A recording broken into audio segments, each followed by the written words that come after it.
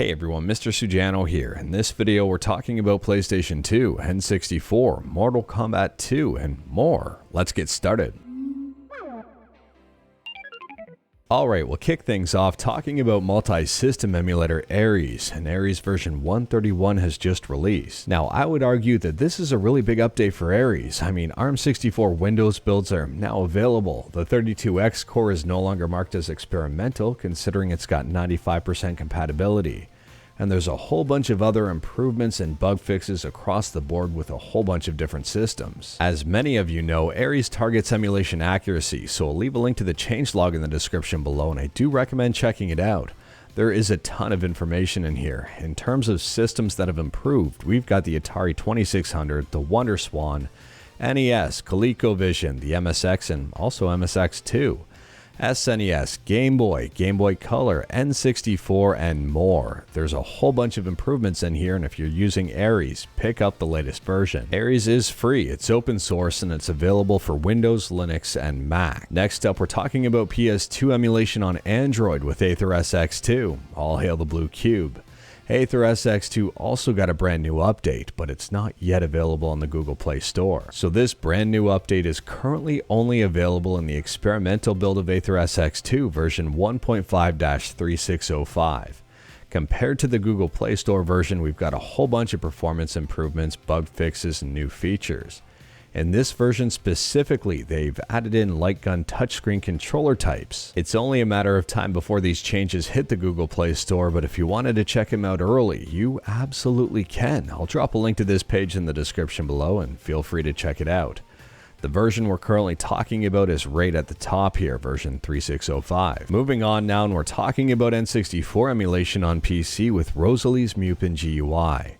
For those that are unaware, Rosalie's Mupen GUI is a free and open source GUI for Mupen 64 Plus. It's a very nice one at that. So version 0.26 of RMG, or Rosalie's Mupen GUI, or subscribe to Mr. Sujano, has just dropped. We've got some fixes and some improvements. For example, there's now a grid view for the ROM browser, and there's now icons for all menu bar items. Next up, we're talking about a couple of really big leaks, and we've had a bunch of these in recent days, and well, today is no different.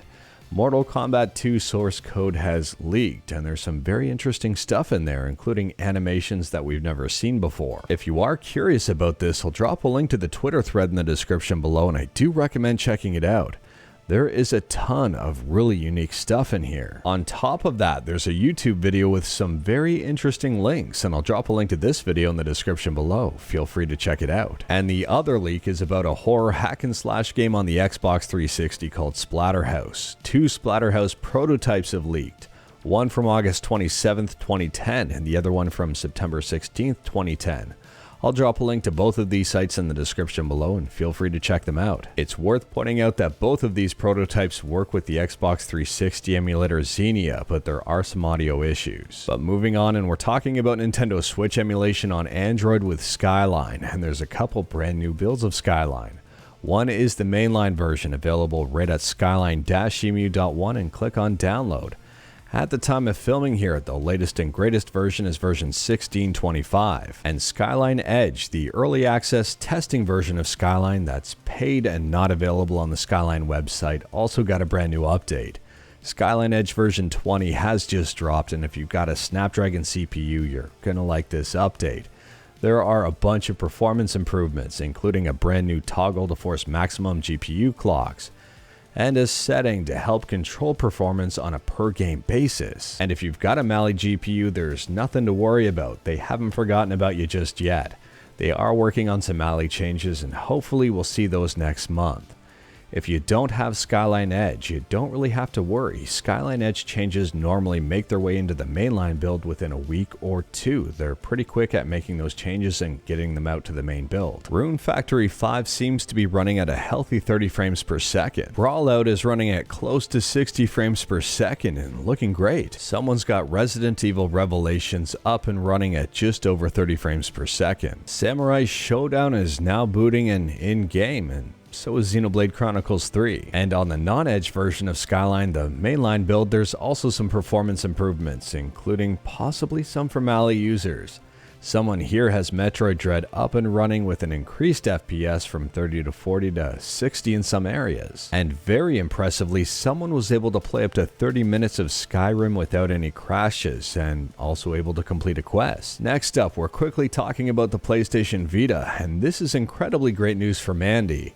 Andy has posted the WebKit and kernel exploit chain for all PS Vita firmwares on GitHub. I'll drop a link in the description below. Andy says this is a work in progress from 3 years ago that they never finished. The exploit is fully working, but hasn't been turned into a jailbreak just yet.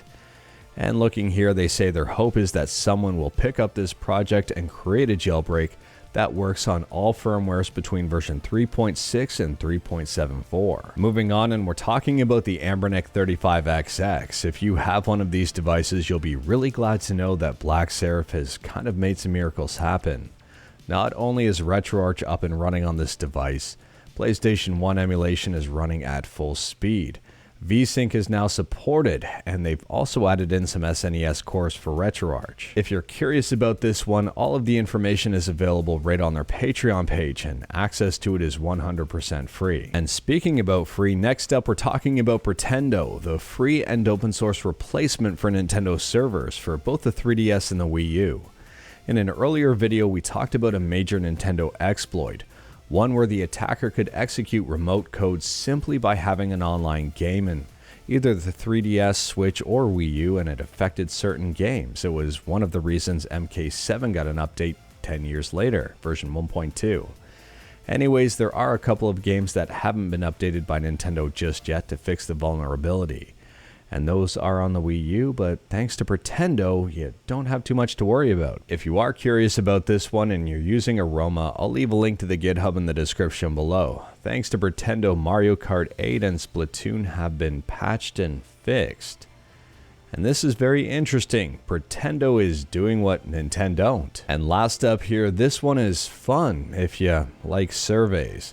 Someone is doing a university project on improving accessibility of video game emulation, and they do have a survey. If you wanted to take it, by all means, it's only going to help them out.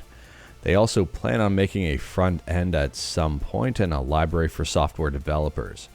I'm kind of curious to see where this one goes, but it's great that emulation is being talked about in university. But anyways, that is all I've got for you in this one. Straight to the point, all stuff and no fluff. I covered a ton today. Let me know your thoughts about absolutely any of it in the comments below. If you like this video, leave a like. If you didn't like this video, leave a like. Hit that subscribe button, check out my other videos. Don't tempt fate, save your state.